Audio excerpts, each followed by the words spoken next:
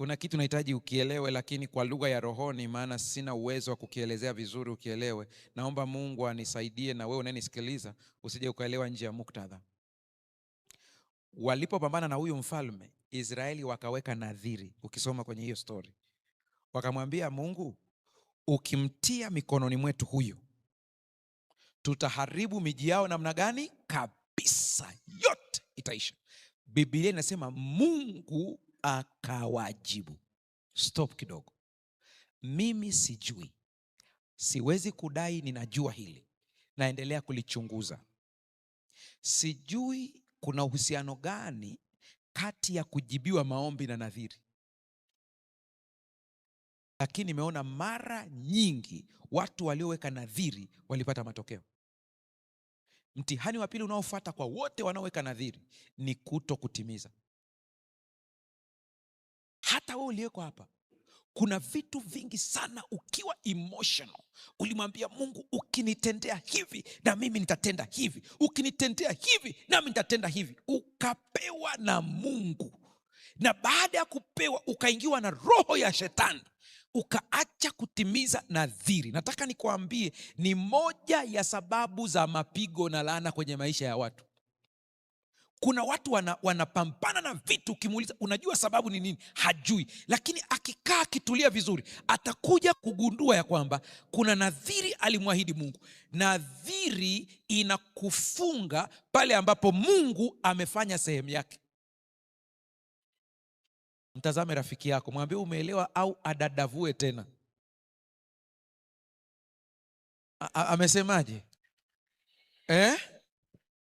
Ameelewa? Sasa shida hapo, mnanichanganya. Huku nasikia ameelewa, huku nasikia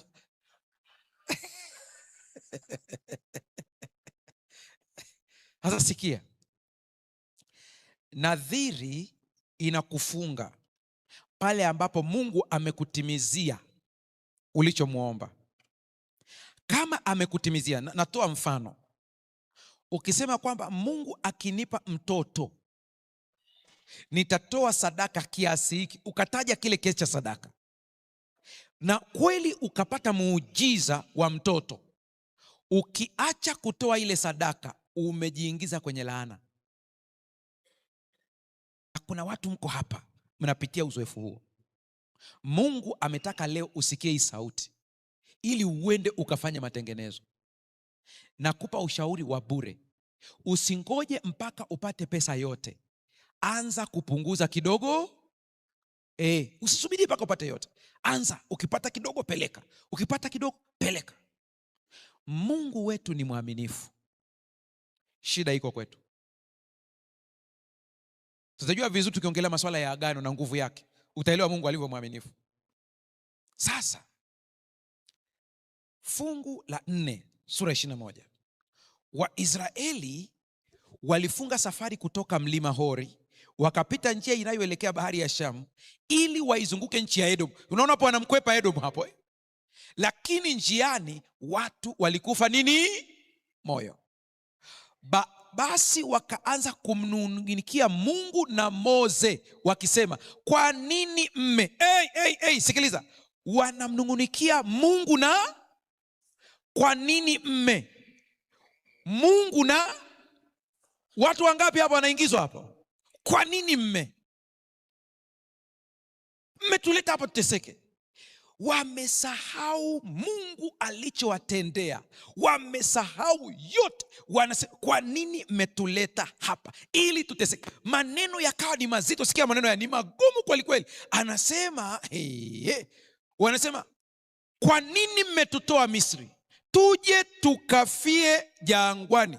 Humu hamna chakula wala maji, nasi tumechoshwa na chakula hiki duni. Sikia mambo yafuatayo. Mungu atusaidie sana. Kulikuwa na njia ya karibu ambao wangepita, lakini Mungu aliamua wapite njia ndefu. Mtoto wa Mungu, relax hapa ili uanze kutubu. Hivi tunavyojifunza, usisubirie mpaka tupige magoti tuombe. Hapana. Ukisikia kuna kitu kimekugusa papo, nasema hilo ni kosa nilimfanyia Mungu. Hapa tunavyoongea, wewe tubu ndani ya nini? ungama na kutubu, mwambie Mungu nisamehe, ninageuka. Mungu aliweza kuwapitisha, angeweza kabisa. Kuna njia fupi. Baadhi ya watu wanasema ingechukua siku 7 tu wangefika, lakini wangepita ile njia siku 7, leo tusingekuwa na mwokozi anaitwa Yesu Kristo. Mnajua kwa nini? Ibrahimu aliahidiwa kwamba mkombozi wa ulimwengu atazaliwa kupitia kwa, ina maana taifa lote lingeangamia, ule mpango wa wokovu, kwa inabidi wapitishiwe njia ndefu ili wafundishwe, maana wana akili ya kitumwa, hawana akili ya kujitegemea. Ndio maana siku moja mchungaji mmoja anaitwa mchungaji Mwasomola alirusha video yake, imesambaa sana mtandaoni. Watu wengine wakachukua kama ameongea kwa ukali, lakini ile idea yake naisupport kabisa. Idea yake iko vizuri kabisa. Shida tu ni kwamba kila mmoja ana style yake ya kuongea. Anasema ukitaka pesa za haraka haraka, anzisha kanisa, maana majinga ni mengi. Jamani, hiyo sentence zina ukweli. Ni kweli. Unajua kuna Wakristo mpaka hivi tunavyoongea wana mawazo ya kitumwa kiroho, wakati Yesu amesema siwaiti tena watumwa bali marafiki. Hii nimeirudia na nitaendelea kuirudia mpaka watu waielewe, iingie kichwani. Karama za Roho ambazo Mungu amenipa mimi sio kwa lengo la kuwa control ninyi, ni kwa lengo la kuwajenga kiroho. Haleluya. Sasa watu huko unakuta wana mawazo ya kitumwa. Nataka nikwambie, ukienda kwa pasta hapa akakuwekea mikono akakuombea ukapona, nguvu ya uponyaji haipo kwa pasta. Pasta ni chombo. Wow. Soma Dissolve Wages vizuri uelewe. Ellen White anataja kuhusu hii nguvu katika sura ya Dissolve Wages ile ya mwishoni kule, moja hapo, go and teach all the nation. Iko pale. Ameeleza, kuna paragraph iko pale ambayo hii paragraph inatuonya sisi. Anasema hivi, the gospel still possesses same power today. Why don't we see the results? Na hapo anaongelea habari ya kuponya wagonjwa sio na nini. Anasema injili haijapungukiwa nguvu. Mwisho chini anasema Ellen White, watumishi wa Mungu ni vyombo ambavyo Mungu amechagua kuvitumia kupitishia kwao. Si ni kupitishia. Sasa kama ni kupitishia, wewe unatukuza chombo au aliyepitisha? Sijawahi kusikia mtu anasifia sahani. Au umewahi kuwaona huku kwenu? Wasema wow, mpishi amepika chakula kitamu, lakini sikii mtu asema sahani ya leo.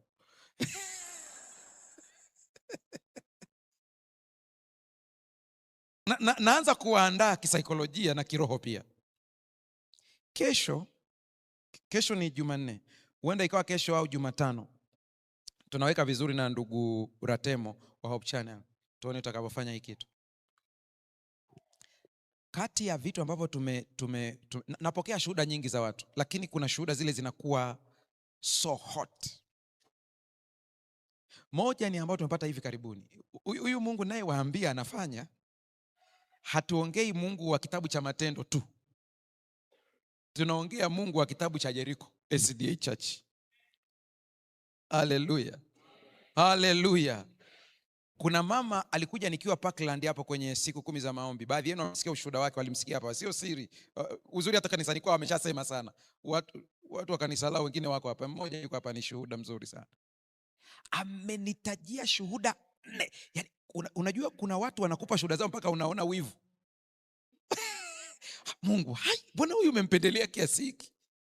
Na yule mama alivyokuja, alikuja kwa imani, akaweka maombi kwenye box. Baraka zilizomshukia hata mimi zimenishock. Leo nilikuwa anatusimulia hapa. Kuna mwingine ushuhuda wake utasomwa na watu wa Hope Channel hii hapa. Nadhani hiyo kesho tutaangalia. Wameshamkabidhi ule kiongozi, ule ushuhuda utasikia vizuri. Unajua kuna maushuhuda ukiyasikia Kama huelewi nguvu ya Mungu, unaweza ukahisi kama vimetengenezwa. Uzuri wote wakiwa wananisimulia, kulikuwa kuna watu wako pembeni wananisikiliza. Kwa hiyo kama ningeliongea hapa mbele yenu hivi, ningesema hii pastor amekuka. Amenisimulia kitu ambacho mimi mwenyewe, ili mjue kwamba kuna Mungu alafu kuna mbaga. Kuna vitu wananisimulia, mimi mwenyewe nasema Mungu, sikujua utafanya kwa staili. Umewahi kuona mtu anadaiwa madeni makubwa, alafu baada ya maombi haulizwi madeni na hajalipa?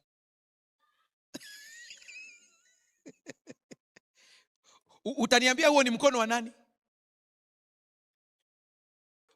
Na nikimsikiliza natarajia kama labda ataniambia, pastor, naomba tu iende hivi hivi. Ananiambia sasa hivi naomba jambo moja tu, Mungu anitendee ili nilipe yale madeni. Ingekuwa ni mwingine nasema imeisha hiyo. Huyo ndiye Mungu tunaongea habari zake hapa. Sasa tatizo liko hapa. Israeli baada ya kuona ile njia ni ngumu, kama wewe unavyoona njia ni ngumu, wakaanza kunungunika. Kuna kitu kikatokea, na sitaki nifunge ibada ya leo kabla sijakisema. Katika manunguniko yao wakaondoa ulinzi wa Mungu. Ninajua kuna neno linawachanganya watu wengi wakilisoma kwenye Biblia. Leo nataka tuliweke vizuri kwa Kiebrania. Fungua kitabu cha Hesabu sura 21.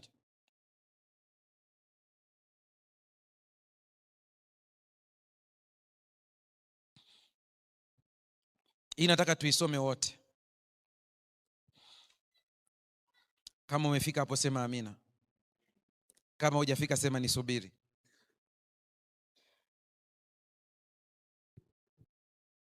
Ukisubiriwa nawe fanya haraka. Maana kiukweli kama Hesabu mpaka leo unaitafuta hujaipata, uje tukuombee, kutakuwa kuna tatizo la kiroho. Nikikwambia utafute Habakuki itakuwaje? Haya, kama umefika hapo sema amina. Fungu la 6. Nasoma Kiswahili cha kisasa, wewe soma cha kwako. Hapo Mwenyezi Mungu akapeleka nyoka wenye sumu miongoni mwa watu, wakawauma hata Waisraeli wengi wakafa. Nikwambie kwa akili ya kawaida, ukisoma hiyo statement, aliyetuma nyoka ni nani? Si ndio hivyo? Sasa nikuulize swali. Huyu Mungu ambaye ametambulishwa na Yesu Kristo na huyu Mungu ambaye tunamsoma kwenye Hesabu, sinaona kama vile wako tofauti?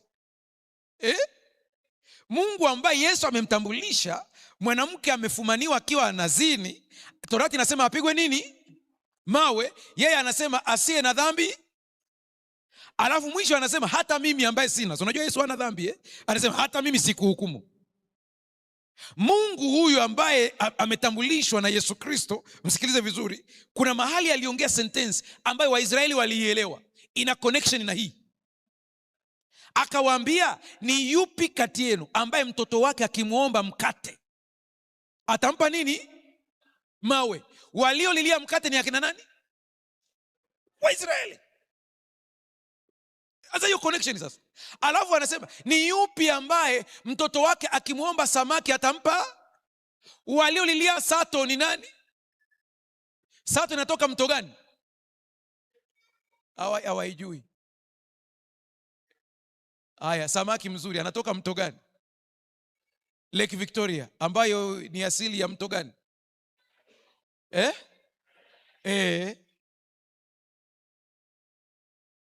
Ona hizo connection hizo. Yupi ambaye mtoto wake akimwomba yai atampa nge? Unaona kana kwamba ni sura za miungu wangapi? Wawili wanakuwa presented hapa. Mgogoro ni matumizi ya lugha. Hayo usipoyajua utasimama na Mungu mbabe jeuri. Katili anayechapa. Na kuna saa hapa watu wakisimama wanaweza kusema hivyo hivyo. Mungu, hata ukisikia hiyo kwamba ukikubali unaishi, ukikataa unapotea au unakufa. Sio Mungu anayefanya hizo kazi, ni matokeo ya uchaguzi wako wewe mwenyewe. Hebu sikia kidogo hapa. Kwenye kitabu cha Hesabu sura ya 21.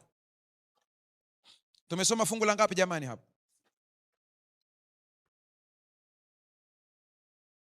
Neno ambalo limetumika la Kiebrania ni vayesala. Mzizi wa neno ni shalach, linalomaanisha kutuma au kuachilia kwa makusudi. Umeona hiyo ilivyochanganya watafsiri sasa hapa? Kumbe neno hilo moja lina maana ngapi? Kutuma au kufanya nini? Kuachilia. Ndio ikawachanganya hapo sasa. Sasa hapa ndipo tuanze kuangalia wote ambao, kuna watu wamai kwenda Garissa hapa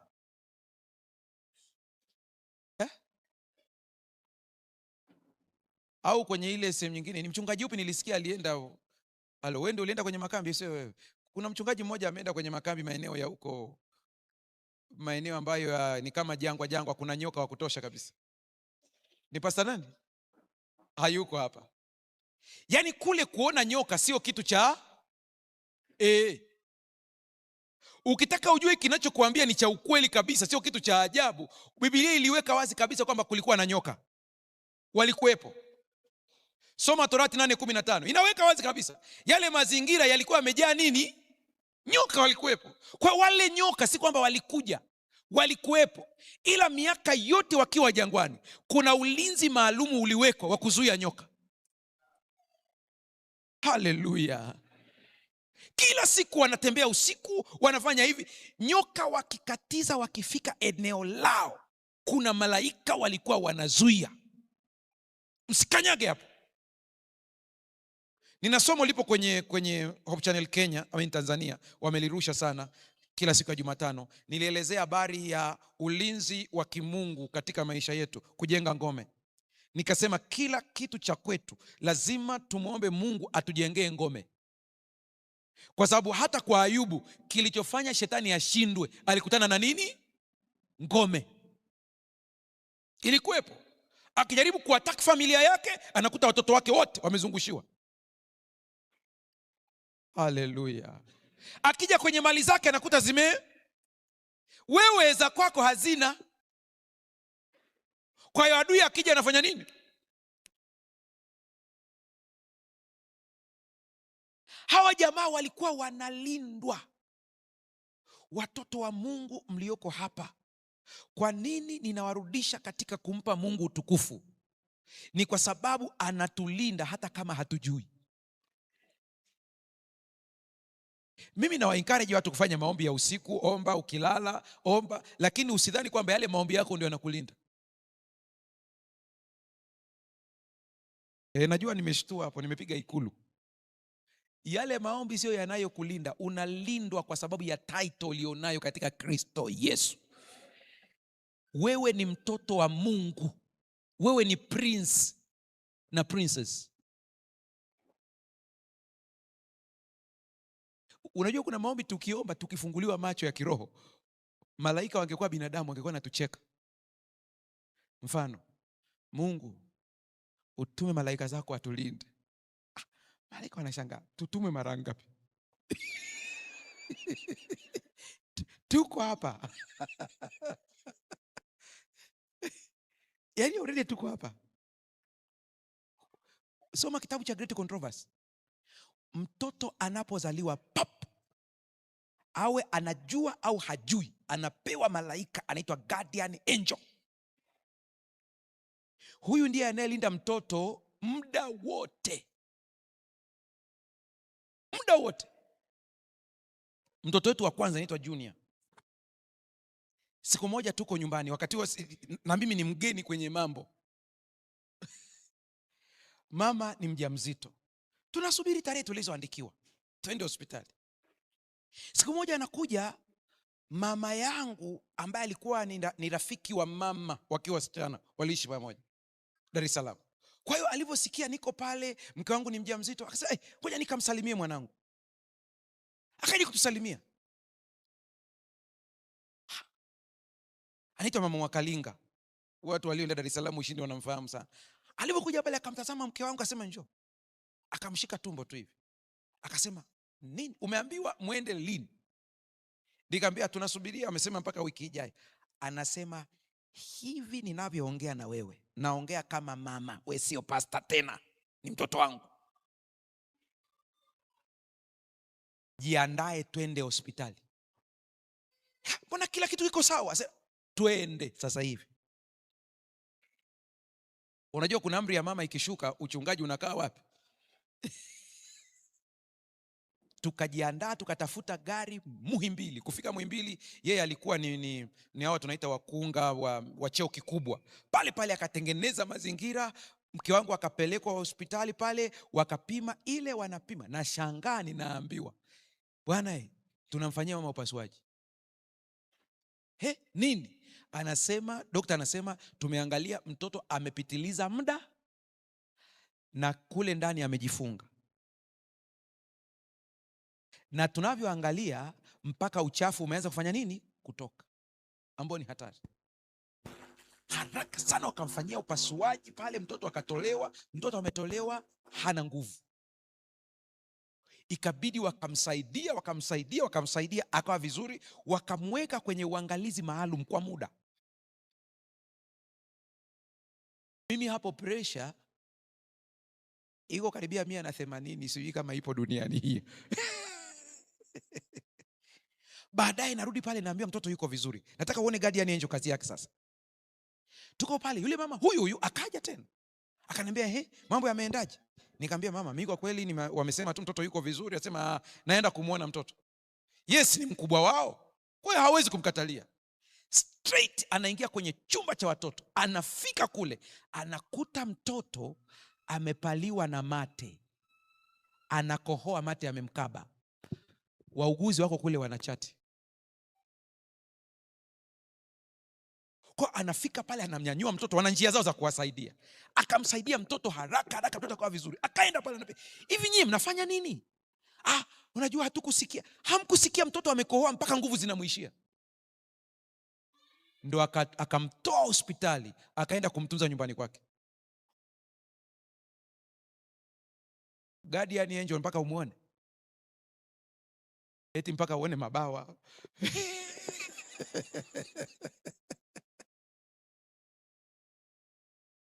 Hapana. Ndugu zangu, niwaambieni, tunalindwa na nguvu za Mungu. Usiku umelala, huna habari ya kinachoendelea. Kuna malaika pale anakuangalia. Kila kitu wako hapo. Israeli hakujua, yani hata nao hawakujiuliza, tuko jangwani, mbona hakuna hata nge anatuuma usiku, wala nyoka? Mna habari, kwa mujibu wa Biblia inasema hivi, hata nguo zao hazikuchakaa wala viatu vyao havikufanya nini? Nataka uone muujiza wa Mungu. Huyu Mungu anatupenda jamani. Mungu anayejali mpaka nguo zetu. Haleluya. Nimewaambia watu wa New Life juzi, nikawaambia Mungu akikubariki, hata ukivaa nguo ya Kikomba unapendeza.